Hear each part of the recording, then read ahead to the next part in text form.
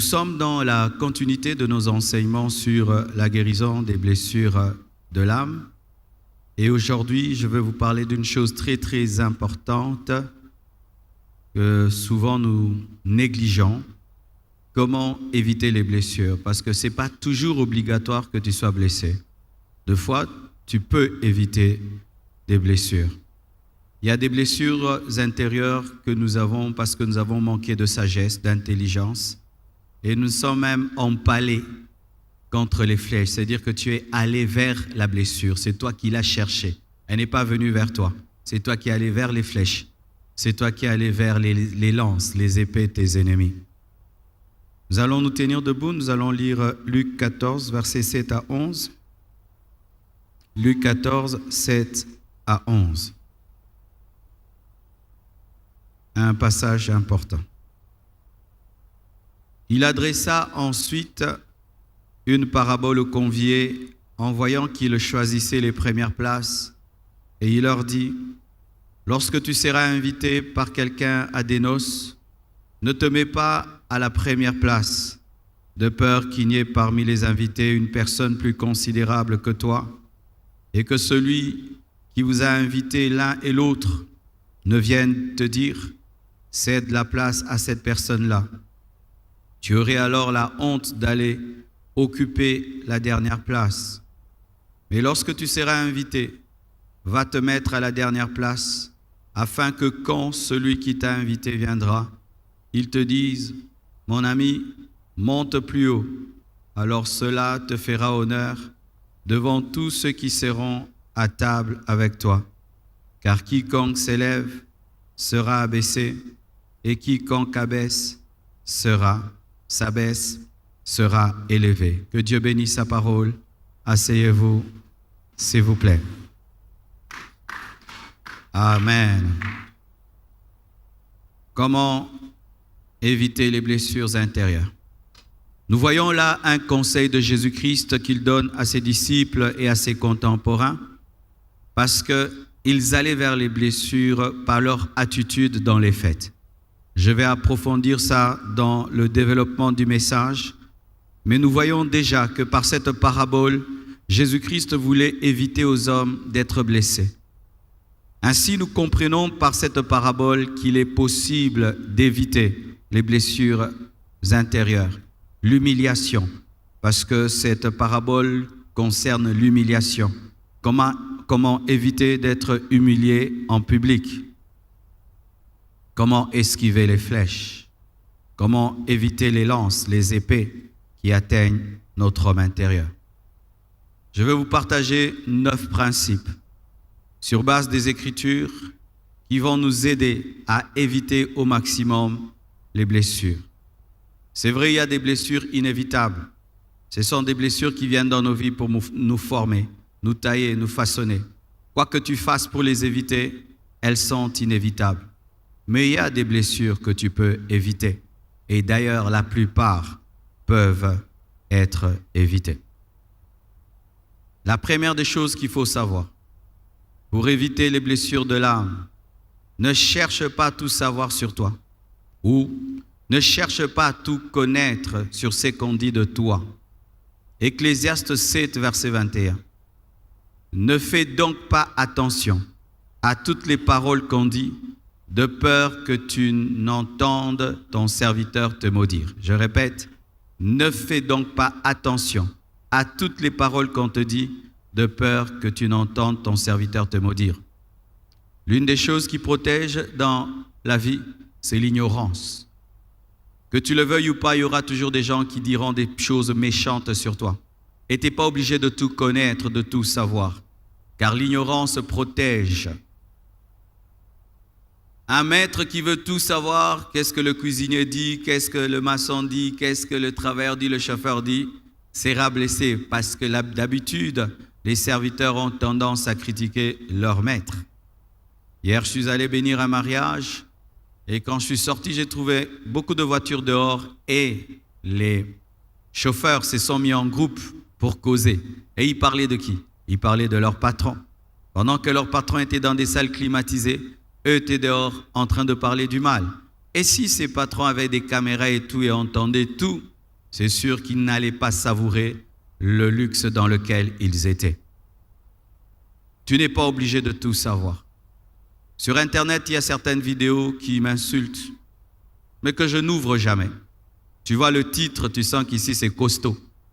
Tu ne te donnes pas la peine d'ouvrir parce que je sais déjà qu'il n'y aura que des blessures dans ces vidéos. Ça ne va rien m'apporter ni m'ajouter, à moins que Dieu me dise d'écouter. Mais sinon, je me garde. Ne cherchez pas à tout connaître. Ne cherchez pas à tout savoir. L'homme a une bouche qui parle. Et la plupart des temps, la bouche de l'homme parle négativement. Au maximum, l'homme, 70% des fois, parle du mal de l'autre et ne cherche pas à tout savoir.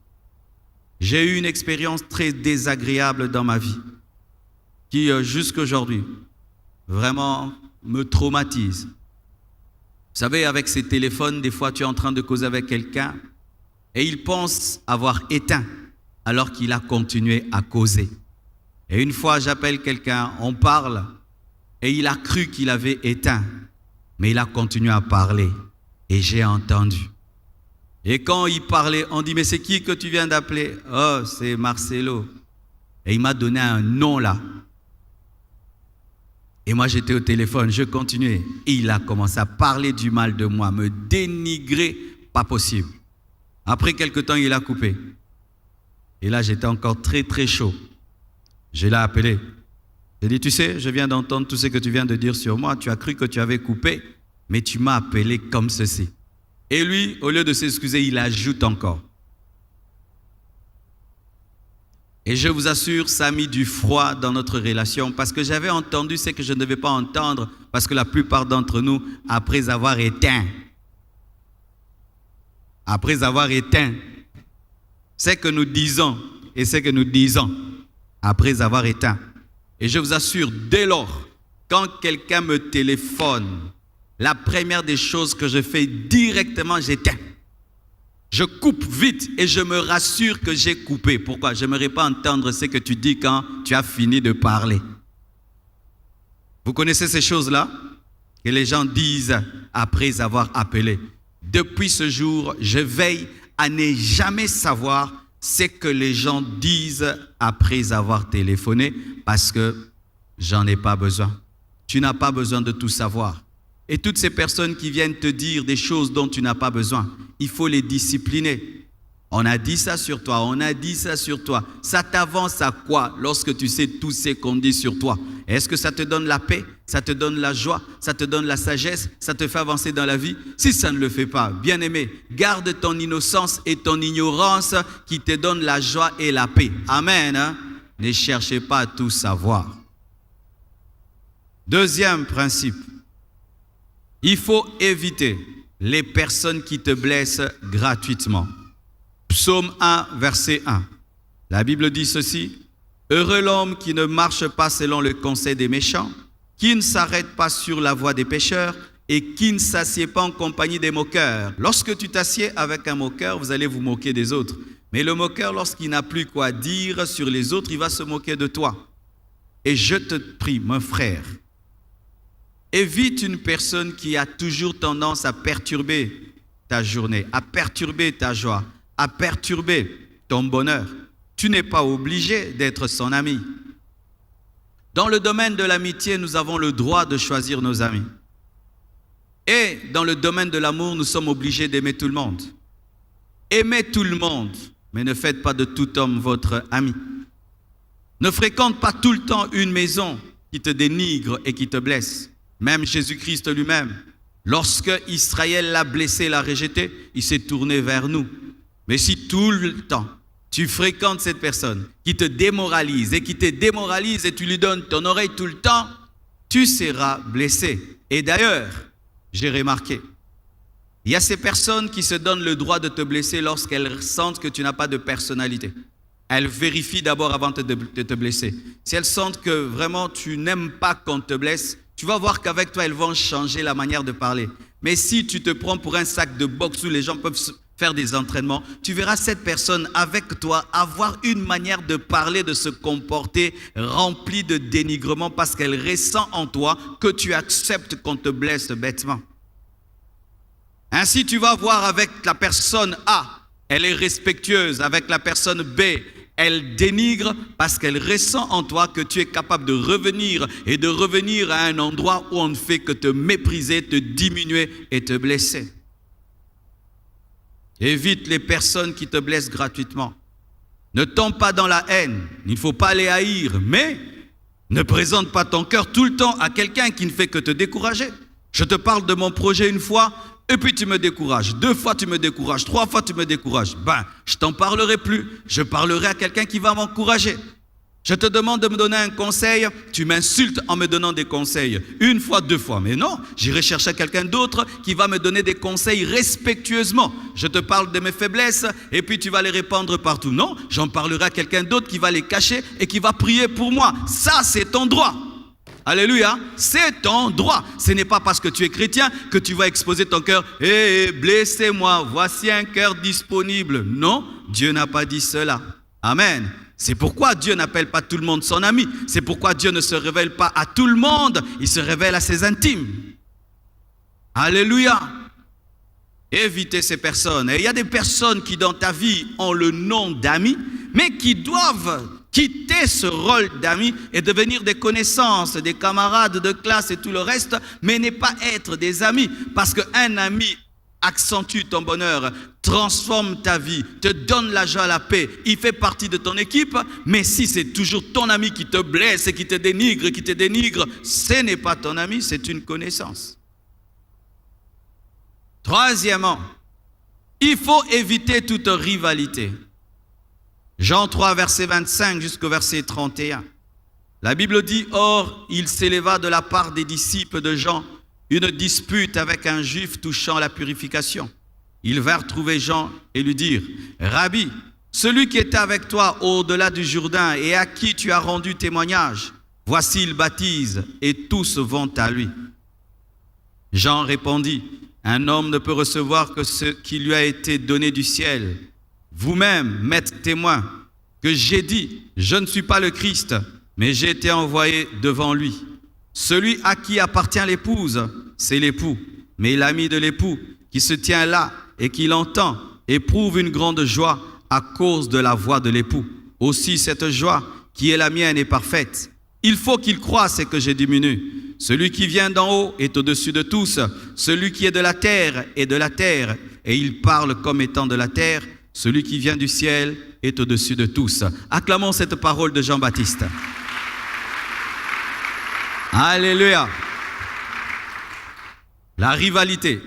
La rivalité, mes frères et sœurs, est parmi les choses qui amènent beaucoup de blessures. L'une des choses qui m'a donné la paix quand je me suis converti, c'est que j'avais quitté le monde de la rivalité parce que moi, quand j'étais païen, vraiment, je vivais dans la rivalité maximum. Rivalité des vêtements, rivalité des copines, rivalité des chaussures, rivalité de la maison de tes parents, rivalité de tout et des mensonges entrés, des jalousies pas possibles.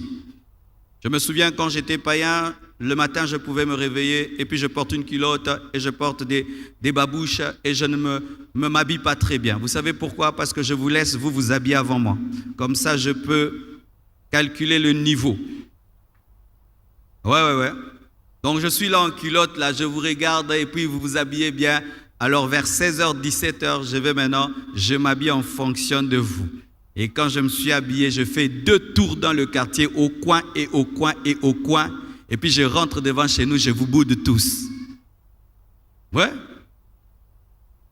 Si ton ami a une copine jolie, tu cherches une copine plus jolie. Donc tout ça, tu vis que dans la compétition, la rivalité et tu n'as pas de paix. Si seulement on te dit, tu sais ton ami là, son grand frère lui a envoyé des vêtements. Aïe, tu ne dors plus. Quelle vie ça? Ça c'est une vie. Et il y a quelqu'un qui a failli tomber dans ce piège, Jean-Baptiste. Jean-Baptiste présente Jésus. Imagine, c'est toi qui as le grand ministère de ce temps-là.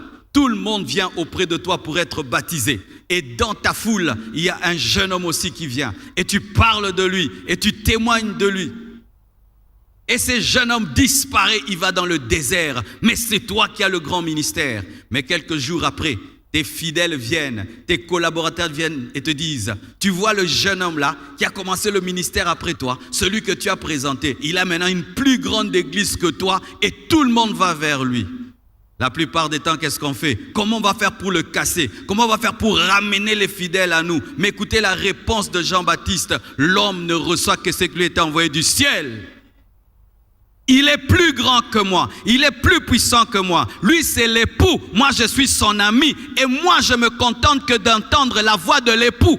Oh, bien-aimés frères et sœurs, est-ce que tu as le niveau de complimenter quelqu'un qui fait plus que toi, qui a plus que toi, quelqu'un même qui te vole la vedette, qui te vole la vedette, qui te vole la vedette. Lorsqu'il arrive, on t'oublie. Comment tu te comportes face à une telle personne? Quand elle arrive, elle t'efface. Pourquoi? C'est réellement clair que toi tu baptises d'eau, elle baptise du Saint-Esprit. C'est tellement clair que toi tu as le baptême de repentance, mais lui amène le baptême qui amène au ciel. C'est tellement clair que l'épouse est à lui et toi tu n'es que l'ami de l'époux. Qu'est-ce que ça te fait quand tu rencontres quelqu'un qui est clairement plus riche que toi? Qu'est-ce que ça te fait lorsque tu rencontres quelqu'un qui prêche plus que toi? Clairement, qui a plus d'onction, clairement que toi, qui a plus de grâce, clairement, où il n'y a pas photo, c'est clair. Qu'est-ce que tu fais? Tu le rabaisses ou tu reconnais, tu l'élèves. Bien-aimé, Jean avait compris le secret. On ne combat jamais le ciel parce que tout don parfait vient du ciel. On ne combat jamais le ciel. Chaque fois que tu entres dans la rivalité par rapport aux grâces des autres, tu es en train de corriger Dieu qui a fait grâce selon sa souveraineté. Bien-aimé, Dieu n'est pas un communiste.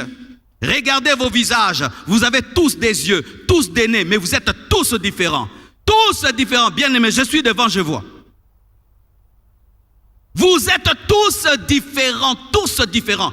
Et Dieu qui crée des hommes différents, vous voulez que nous puissions nous ressembler en tout. Nous ne serons jamais pareils. Il y aura toujours quelqu'un plus fort que toi, plus riche que toi, plus intelligent que toi, plus loin que toi, plus connu que toi, plus aimé que toi. Tu dois l'accepter. Si tu ne l'acceptes pas, tu seras blessé. Jean, pendant qu'il avait la foule, était déjà préparé à perdre la foule. Et quand la foule le quitte pour aller auprès de Jésus, il dit, c'est ce que je vous avais dit, quelqu'un plus grand que moi allait venir, c'était lui. Alléluia! Alléluia! Et c'est une bonne manière de corriger les gens qui t'amènent dans la rivalité. Tu vois quelqu'un qui veut t'amener dans la rivalité en te disant qu'il te dépasse pour inciter la jalousie en toi, mais si au lieu de le dénigrer, tu le glorifies, il va s'arrêter. C'est pourquoi les disciples de Jean-Baptiste ont fini par être baptisés au nom de Jésus. Et dans la Bible, il y a un homme qui n'avait pas compris ce que Jean-Baptiste avait compris, Saoul. Bien-aimé, voyez dans la parole. Dieu, lorsqu'il envoie Abraham, il lui donne Isaac et Jacob.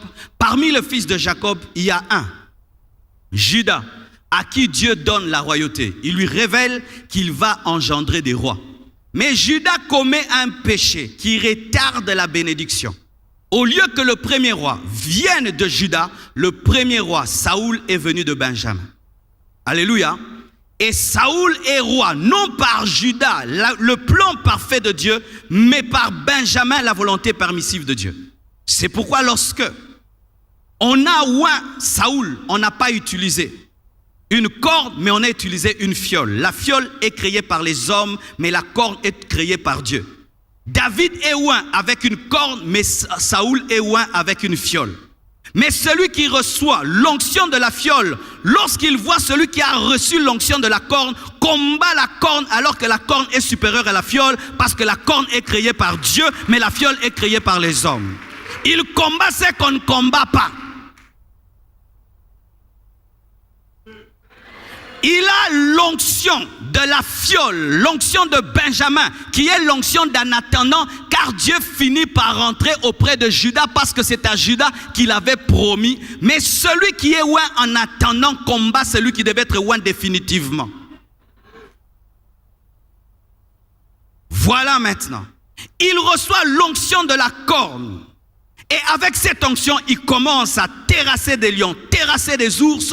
Et un jour, il entre dans une guerre, il voit Goliath. Et avec seulement une petite fronde, il le tue, Goliath. Bien-aimé, lorsque tu as l'onction de la corne, n'utilise jamais les armes de la fiole.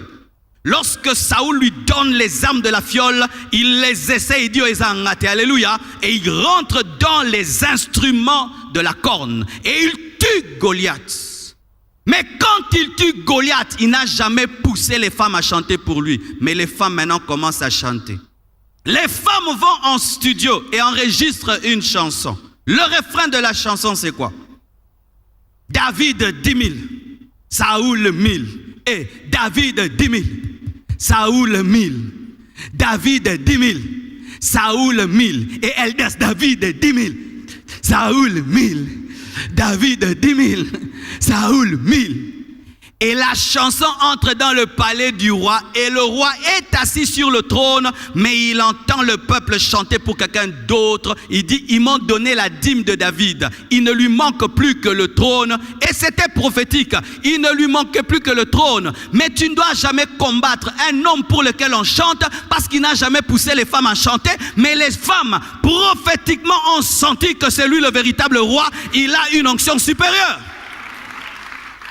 Et Saoul devient champion en lance de javelot. Chaque fois qu'il voit David, il lance des javelots. Et David, qui a la véritable onction, devient professionnel en esquive. Lorsque tu es poursuivi par Saoul, ne rends jamais le mal pour le mal, car tu n'as jamais cherché son trône. C'est Dieu qui t'a choisi derrière le brebis de ton père. Quand Dieu t'élève et les gens te combattent, bien-aimé, ne perds pas ton temps à les combattre, mais toi demeure en intimité avec Dieu et Dieu va s'occuper d'eux. Quelqu'un qui est déjà mort, on ne le touche pas parce qu'il est mort. Il avait déjà perdu l'onction, perdu le trône. Ce n'était qu'une question de temps. David ne l'a jamais touché et il est mort par les lances qu'il lançait. Il lançait des flèches et David esquivait, mais ces flèches qu'il a lancées sont revenues contre lui parce qu'un jour, au cœur de la bataille, il a demandé qu'on le tue. Avec quoi? Une lance. Bien-aimé, ne perds jamais ton temps à combattre quelqu'un que Dieu a élevé. Ne perds jamais ton temps à combattre quelqu'un qui a plus que toi. Si cela est venu de Dieu, le temps que tu passes à le combattre, Dieu te ravira ce qu'il t'a donné et il lui donnera. Alléluia. Ne te rivalise avec personne. Chacun sa vie, chacun sa destinée. Chacun sa vie, chacun sa destinée. Je dis chacun sa vie, chacun sa destinée. Bien-aimé, vous savez que la rivalité peut donner des insomnies. Tu avais choisi l'examen d'État, mais tu étais en paix parce que vous avez fait néant.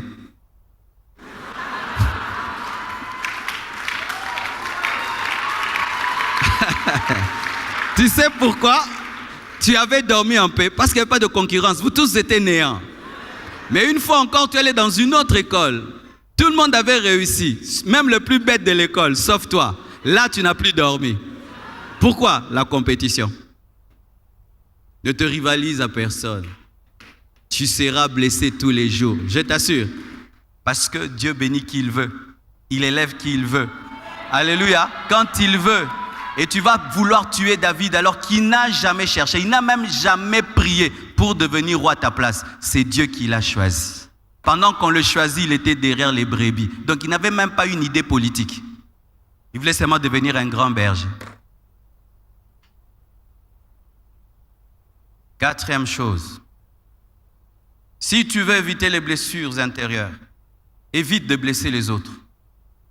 Galates 6, verset 7. Ne vous y trompez pas, on ne se moque pas de Dieu. C'est qu'un homme aura sémé, il le moissonnera aussi. Celui qui sème pour la chair, moissonnera de la chair la corruption. Mais celui qui sème pour l'esprit, moissonnera de l'esprit la vie éternelle. Et celui qui sème les blessures, moissonnera les blessures.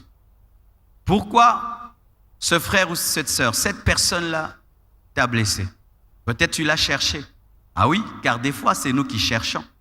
Le problème que tu as avec ta femme, qui l'a commencé? Peut-être c'est toi qui lui as mal parlé. Le problème que tu as avec ton mari, maman, peut-être c'est toi qui as commencé. Ce frère-là qui t'a mal répondu pendant le culte, peut-être que tu n'as pas été courtois. Celui qui sème des blessures récolte des blessures. La Bible nous le dit. Amnon blesse Absalom. Quand il couchait avec Tamar, il savait que c'était la sœur d'Absalom. Et les frères se connaissent. Ils savent que mon frère là, il est rancunier, n'est-ce pas? Dans la famille, on se connaît, hein, que lui là, il est rancunier. Lui, il se bat jusqu'au sang. N'est-ce pas qu'on se connaît dans la famille? Que petit frère sera bundika makile gotanga, ok gotumbole. Et quand il couche avec Tamar, il savait que Tamar était la sœur d'Absalom. Si Amnon n'avait pas touché à Tamar, Absalom n'allait jamais le tuer. Tu as des problèmes avec Absalom parce que tu as touché à Tamar. Et vous savez quoi? Absalom touche à Tamar. Plutôt, Amnon touche à Tamar, mais n'a jamais présenté des excuses à Absalom. Tu blesses quelqu'un, mais jamais tu lui présentes des excuses. Alors que ce sont des gens qui peuvent accepter d'être en froid avec toi pendant une année. Lorsque tu provoques un homme, demande pardon. Lorsque tu blesses quelqu'un, demande pardon. Sinon, tu seras blessé en retour. Sache ceci, mon frère, si tu es capable de blesser avec la langue, les autres aussi en sont capables. Si tu es capable de blesser avec ton attitude, les autres aussi savent le faire. Si tu es capable d'être mal poli, les autres aussi en sont capables. Voici, en chacun de nous, il y a un roi. En chacun de nous, il y a un fou. En chacun de nous, il y a une reine. En chacun de nous, il y a une folle. Tu peux réveiller le fou qui est dans l'autre par les blessures que tu provoques, ou tu peux réveiller le roi qui est dans l'autre en étant respectueux. Si tu ne veux pas être blessé, apprends à parler aux autres. Apprends à te comporter avec les autres, avec humilité, avec simplicité, avec respect. Tu sèmes le respect, tu récolteras le respect. Tu sèmes l'honneur, tu respecteras l'honneur. Tu sèmes la déloyauté, tu récolteras la déloyauté. Un père avait l'habitude d'insulter son enfant. Tout le temps, il insultait l'enfant. Et vous savez, les enfants, ils apprennent très vite. Et un jour, son enfant échoue à l'école. Et le papa vient encore insulter son fils. Et il dit, toi vraiment, tu es une truie. Je crois, tu es un cochon. Tu es un cochon, vraiment, un cochon. Il a dit, oui, je sais. Le cochon, c'est l'enfant d'un porc.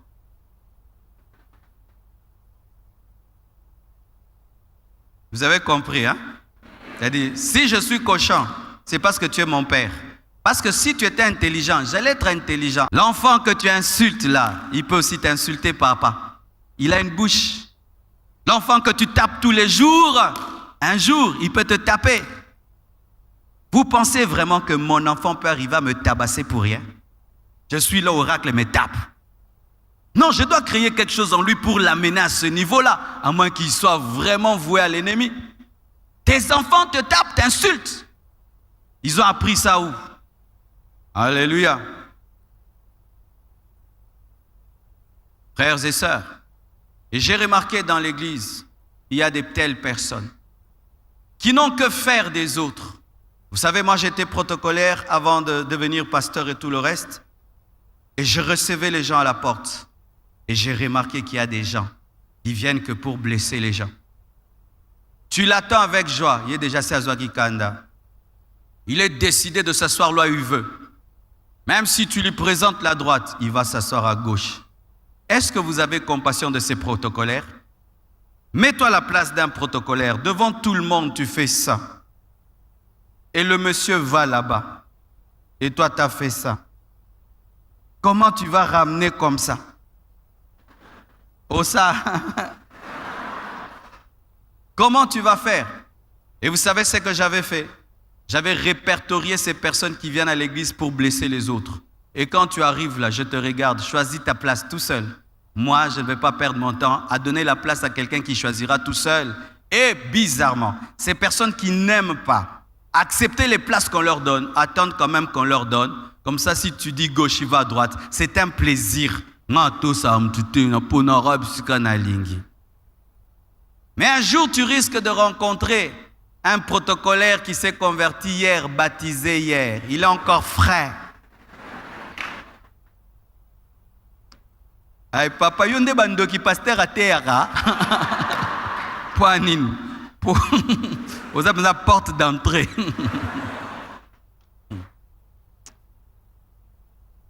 Alléluia. Une autre chose, il ne faut jamais te placer là où on ne t'a pas placé.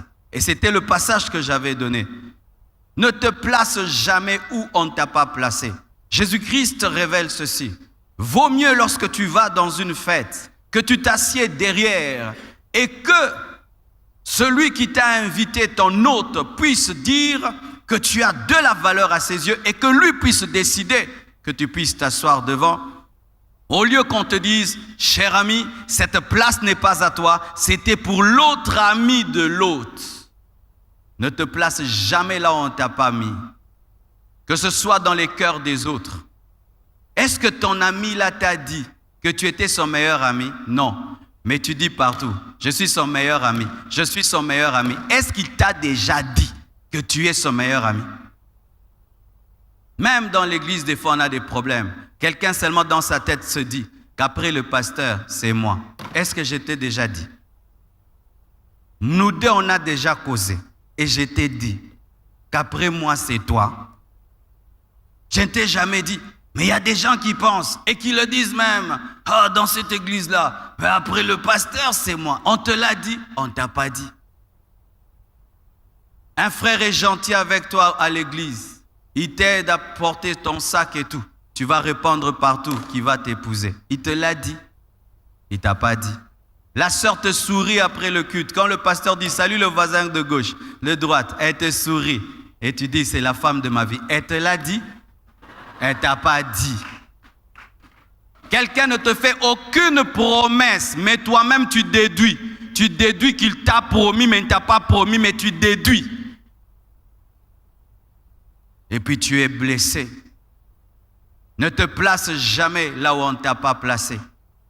Car le jour qu'on va révéler que tu n'es pas ce que tu pensais, tu seras blessé. Même dans les fêtes, frères et sœurs, si tu vas dans une fête et qu'on n'a pas précisé où tu dois t'asseoir, ne va pas t'asseoir à côté des mariés. Assis-toi n'importe où et que lui décide. Sinon, tu seras humilié en public. Même à l'église, fais toujours cela. Tu es un homme de Dieu, tu viens à la compassion et on ne sait pas que tu es un homme de Dieu. Homme de Dieu, assis-toi n'importe où. Ça ne va pas te diminuer. Des fois, nous avons des problèmes avec des serviteurs de Dieu. On ne te connaît pas. Les protocolaires ne te connaissent pas. Le pasteur ne te connaît pas. Mais à la porte, tu dis, je suis pasteur. Mais tu veux t'asseoir devant. Mais non, eux ne savent pas. Parce que tout le monde peut dire, je suis pasteur. Ils disent, vous voyez, les places là-bas sont prises. Est-ce que tu veux t'asseoir là-bas? Moi, je dois seulement m'asseoir là-bas. Et un jour, on te met là-bas. Et puis je dis, qui est devant là? C'est un homme de Dieu. Non, c'est tel pasteur que j'ai invité qui s'assied devant. On m'a mal reçu. Non, tu t'es placé là où il ne fallait pas te placer. Pourquoi Lucifer a-t-il été humilié? Il s'est placé là où Dieu ne l'avait pas placé. Il a dit, je monterai, je m'élèverai. Et Dieu l'a diminué. Aujourd'hui, Lucifer est moins qu'un démon, plutôt moins qu'un ange, moins même qu'un bébé qui vient de se convertir aujourd'hui. Pourquoi? Il s'est placé là où on ne l'avait pas placé. Ne te place jamais là où on ne t'a pas placé. Et des fois, ce n'est pas même les choses de chaise dans nos propres cœurs. Il y a des gens qui sont grands à leurs propres yeux. Je suis le plus riche, je suis le plus intelligent, je suis le plus compétent. Oui, tu es le plus intelligent, mais de votre quartier. Tu es le plus beau de votre famille, mais pas du monde entier. Amen, hein? Alors nous nous mettons des choses dans la tête. Je suis plus que tous, je suis plus fort que tous, jusqu'à ce qu'un jour, on te révèle que ce n'était pas le cas. Un diacre dans une église pensait être un grand prédicateur. Vous voyez, des fois, quand nous tenons des cultes dans nos maisons, et c'est toi qui prêches, papa, la maman dit Alléluia, Amen. Les enfants sont en extase. Et puis le diacre commence à se plaindre. On ne me donne pas la parole. Avec toute la parole que j'ai, le pasteur me bloque. Je dois prêcher. Pourquoi? Culte familial. Et un jour, le pasteur entend. Et il dit, diacre tel va prêcher dimanche. Ah, le diacre a dit, je vais tuer Nakoboma. Un grand prédicateur ne dit jamais Nakoboma. Un prédicateur a peur de prêcher. Alléluia. Il dit, je vais tuer. Et il est allé prier, lire la Bible. Et vous savez, les gens qui ne savent pas prêcher, quand ils préparent sa prédication, tu vois, 10 dictionnaires, 10 concordances, 10 encyclopédies. Et il prépare. Et quoi? Il écrit des pages et des pages et des pages. Encore une erreur. Il pensait qu'il allait faire une dissertation. Et il dit, chérie, aujourd'hui, je vais tuer. Ils vont reconnaître les ministères. Et il prend un taxi-bus. Et il prend ses notes, il les met dans la Bible. Bien-aimé, en sortant, il oublie ses notes. Il passe devant. C'est l'heure de la prédication. Il ouvre. Les notes ont disparu. Il commence à dire à la chorale, chantez, entonnez. Et l'église attend. On ne sait pas ce qui se passait devant. Il a dû faire un résumé. De 5 à 6 minutes, la prédication était finie. Le pasteur est monté pour compléter. Il est rentré tout triste. Pourquoi? Il pensait être un grand prédicateur. Tu vois les gens qui te disent que tu es grand prédicateur, ils te flattent. Laisse-nous dire que tu es grand prédicateur. Parce qu'eux n'auront jamais te dire, tu introduis mal, tu développes mal, tu n'es pas cohérent. Ils ne te le diront pas. C'est pourquoi faites très attention. Quand vous avez des groupes d'amis prédicateurs, des groupes d'amis, vous vous donnez des titres, faites attention. Ils ne peuvent pas te blesser. Mais un jour, tu iras à un endroit où on te révélera clairement que tu ne sais pas encore. Ces jours-là, tu auras la blessure intérieure de ta vie. Ne te place jamais là où on ne t'a pas placé. Ne pense pas être plus grand que tu l'es. Un jour, la vie va te ramener et te prouver que tu ne l'es pas. Une autre chose, il faut naître de nouveau, être un homme spirituel, mort à soi-même. Jean 3, verset 8, le vent souffle où il veut et tu en entends le bruit. Mais tu ne sais d'où il vient ni où il va. Il en est ainsi de tout homme qui est né de l'esprit. Bien-aimés frères, si tu ne veux pas être blessé, sois un homme vent. Né de nouveau, convertis-toi réellement. Meurs à toi-même. Et qu'est-ce qui se passe? De la même manière qu'on ne peut pas prendre un couteau pour couper le vent. Quiconque te blessera ne fera rien parce que tu es déjà mort. Insulte un homme vivant, il va réagir. Insulte un cadavre, le cadavre ne va pas répondre. Vous savez pourquoi nous sommes blessés? Nous sommes vivants. Et des fois même, nous sommes évanouis. Amen. Hein? Et voici ce qui arrive toujours en matière de crucifixion. C'est que quand tu dis être crucifié, on viendra vérifier ta crucifixion avec une lance. Imaginez Jésus à la croix, il fait semblant de mourir. Quand on allait le piquer, il allait se réveiller. Et il y a des gens qui sont évanouis. Donne-moi l'amen. Je sens que vous n'êtes pas d'accord. Si Jésus-Christ avait brûlé la croix, qui serait sauvé aujourd'hui? Si Jésus-Christ avait tué ceux qui le persécutaient, qui serait sauvé? Il fallait qu'il meure et qu'il accepte de mourir jusqu'au bout pour qu'il ressuscite enfin de te sauver. Et chaque fois que vous refusez de mourir à vous-même, vous empêchez au plan de Dieu de s'accomplir, car celui qui te blesse vérifie si tu es mort et demain il croira en toi, il dira, celui-ci était vraiment le Fils de Dieu. Pourquoi? J'ai fait ceci à tout le monde. Ils réagissent toujours mal, mais lui, c'est un chrétien. C'est un chrétien. J'ai déjà insulté quelqu'un comme ça, mais il m'a mal répondu. Mais ce frère n'a rien dit. Tu es un chrétien. Bien-aimé, le monde ne reconnaît pas seulement que nous sommes chrétiens parce que nous prions, mais par nos réactions. Là où tout le monde réagit, tu ne réagis pas. Tu es mort. C'est que je prêche. Facile à prêcher, difficile à vivre. Dis facile à prêcher, difficile à vivre. C'est quand tu descends là-bas que ça se révèle. Une fois j'ai prêché ces choses pendant le séminaire, l'humilité, bien-aimé, quelle onction, quelle vibration. Et il y avait une testeuse de la mort qui m'attendait. Je vais dans un restaurant et quand je sors, je vois une sœur qui m'a connu quand j'étais enfant, m'appeler de l'autre côté de la route. Marcelo! Quand j'entends, je dis, ça c'est pas moi. Moi, on ne m'appelle plus comme ça. J'entends encore Marcelo. Je me retourne. Et puis, je la fais sentir que je ne suis pas d'accord. Là, moi, je suis devenu un grand homme de Dieu, grande sœur. Hein? Un peu de respect. Mais sans parler, mais tu parles. Vous savez, quand nous parlons sans parler, hein? Elle ajoute. Ongina bengona komona mboka. Ya. Donc, tout nasi. J'ai senti que celle-ci, elle est décidée. Alors j'étais avec un homme de Dieu. C'est un homme de Dieu qui aime bien le leadership des Nigérians où il faut respecter les hommes de Dieu. Et j'attendais que lui se fâche parce que c'est ce genre d'homme de Dieu. Je dis, regarde cette maman-là, j'irai pas. Il me dit, non, homme de Dieu, il faut que tu ailles. J'ai dit, quoi? Lucas, toi tu me dis d'aller, oui, il faut que tu ailles. Ce serait une manière pour l'enseigner. L'enseigner, mais là, impoli. Les sacerdoces. Dieu me dit, tu traverses. Traverse. Frère, la rue là, c'était devenu la mer Rouge. Elle s'est agrandie. Vous savez, quand je suis arrivé, ce qu'elle m'a fait. Bonjour, pasteur. Là, c'est mon ami, c'est un abbé, c'est un serviteur de Dieu comme toi. Je voulais seulement te les présenter. Et puis, je suis parti. Tu sens là-bas qu'elle est fière de t'avoir fait ça parce que malgré que Dieu t'a élevé, l'action a petit, et tu as envie de revenir pour lui expliquer, mais Dieu te dit de ne pas revenir et de continuer. Frères et sœurs, il y aura toujours quelqu'un qui, après la croix, viendra vérifier. Et le jour qu'il viendra, si tu étais évanoui, tu te réveilleras.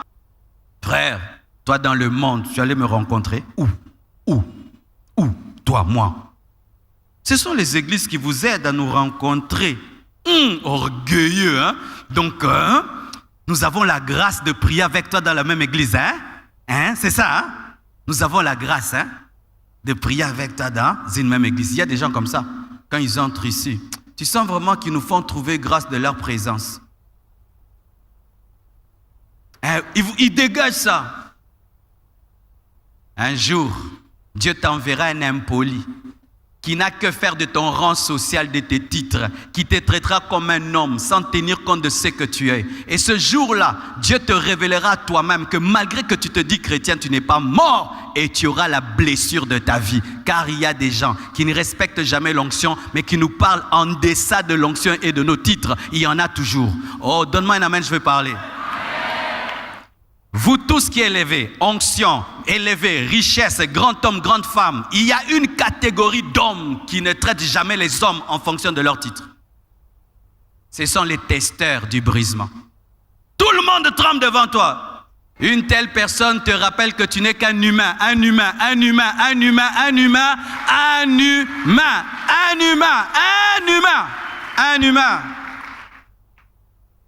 Je vais prêcher quelque part, plein de gens, tout le monde tremble, te respecte, tout le monde est loin.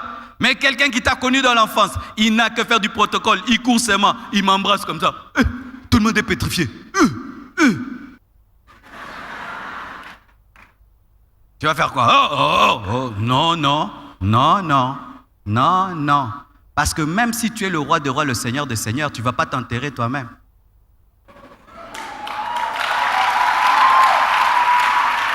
Qui a enterré Jésus? Une relation. Quand on parle du tombeau vide, c'était le tombeau de qui? De Jésus? Quelqu'un d'autre.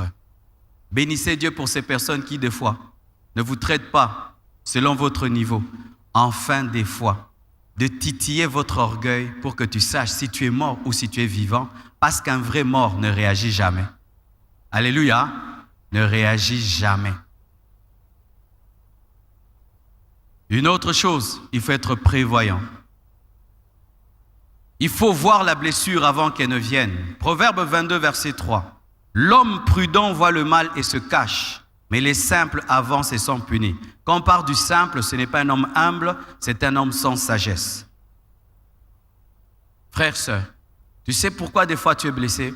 Parce que tu manques de discernement. Tu vois les blessures que lorsqu'elles sont trop proches. Et vous savez, quand une flèche est trop proche, on ne sait plus l'esquiver. Tu dois atteindre le niveau de voir la trahison avant la trahison. Tu dois voir la jalousie avant la jalousie. Tu dois voir la blessure avant la blessure. Et qu'est-ce que ça va faire? Tu vas te préparer à être blessé. Et vous savez, le corps même, quand il se prépare à un choc, il se cambre et les muscles se durcissent et tu peux amortir le choc. Pareil aussi en matière de l'âme. Lorsque déjà tu vois une déception de loi, tu vois, la manière dont il se conduit là, il va me décevoir cette année. Ça fait quoi? Tu commences déjà à sortir de la relation prudemment et quand la blessure vient, ton cœur n'y était plus. Jésus n'a jamais été blessé par la trahison de Judas. Il savait. Et le jour où Judas a décidé même de le trahir, il a dit, fais ce que tu dois faire. Jésus n'a jamais été blessé par la trahison de Pierre. Il a dit à Pierre, tu me trahiras, tu me régneras. Jésus n'a jamais été déçu par le comportement des Juifs. Car lorsqu'il criait Hosanna au fils de David, il savait qu'ils allaient dire, crucifiez-le. Est-ce que tu as la capacité de voir la blessure avant la blessure, de voir une flèche qui est en train de venir avant qu'elle t'atteigne? Est-ce que tu as cette capacité? L'homme sage, il peut voir. Il change de trajectoire et ça passe. Souvent, nous ne voyons pas les futures blessures parce que nous sommes aveugles.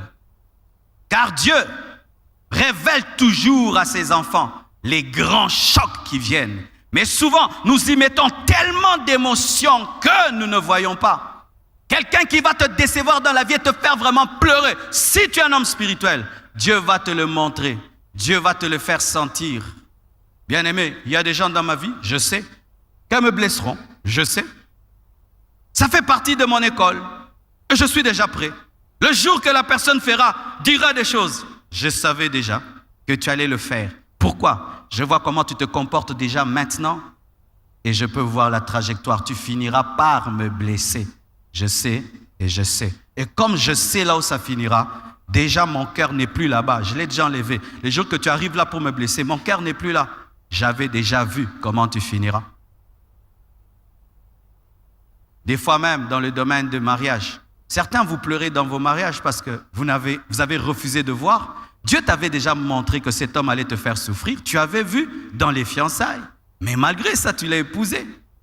Dieu t'avait montré que cette femme-là serait une très mauvaise femme. Tu as tout vu. Mais malgré ça, tu as vu la flèche et tu n'as pas changé de trajectoire. Voilà que tu pleures. Cette affaire que tu fais, on t'a roulé. Tu avais senti que c'était un escroc. Il changeait tout le temps les paroles, il changeait tout le temps le contrat, il changeait tout le temps d'opinion. Il n'était pas clair, il était flou.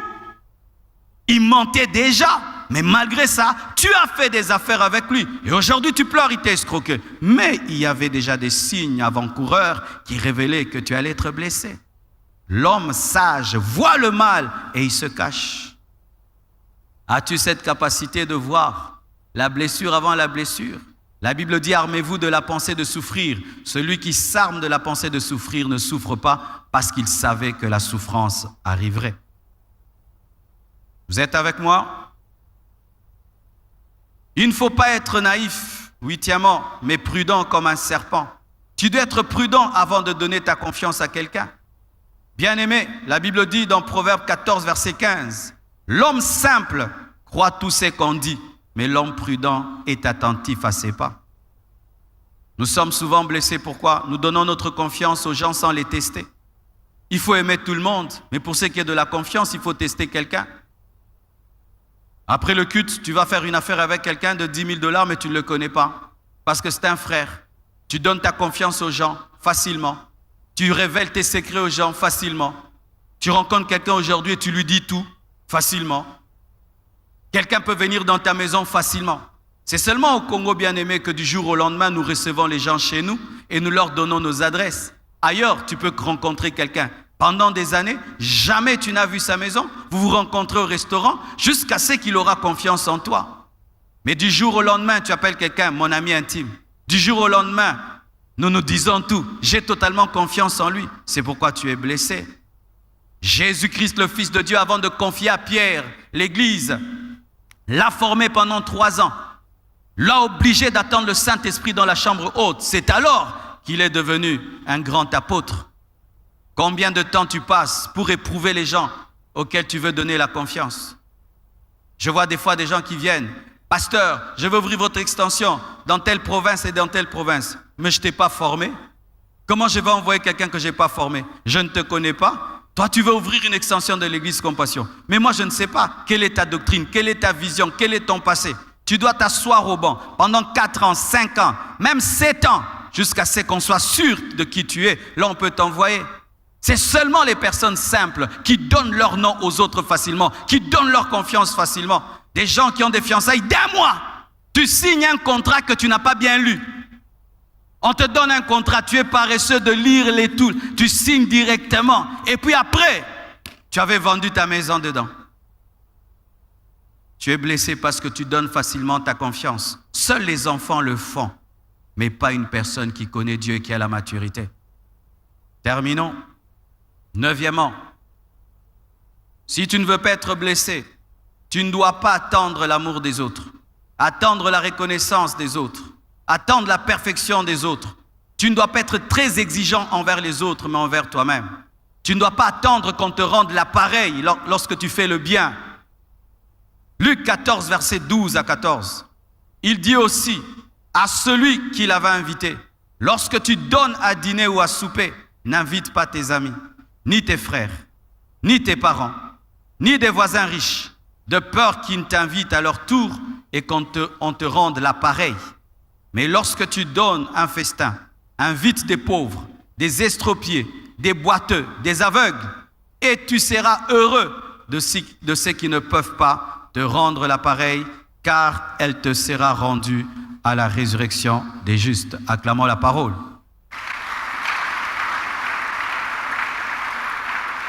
Pour terminer, voici la plupart des temps une source de blessures intérieures. C'est s'attendre à ce que les gens t'aiment comme tu les aimes.